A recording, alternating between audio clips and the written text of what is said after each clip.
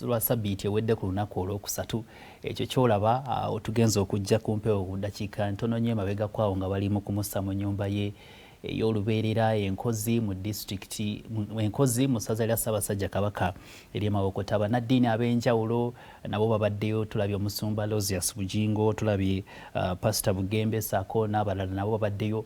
Abakungu okuva mu gavumenti ya wakati ne gavumenti ey'e Mengo nabo babaddeyo mu bungi nnyo. Ab'Enganda, abakona b'emikwano, bannakatemba, abayimbi ssaako n'abantu ab'enjawulo abava mu sekita ey'obuyimbi ssaako n'ebidongo ba mu luuyi olwo.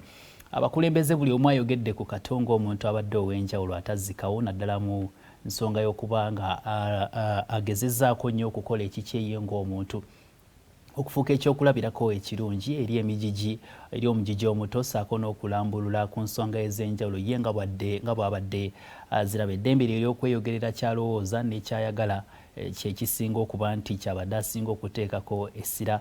Ekyo ky'oli mu kulaba ku terefayina yo era aziikiddwa bulungi nnyo. Abakungu ndowooza obalaba ku terefayina okuva mu gavumenti eya wakati.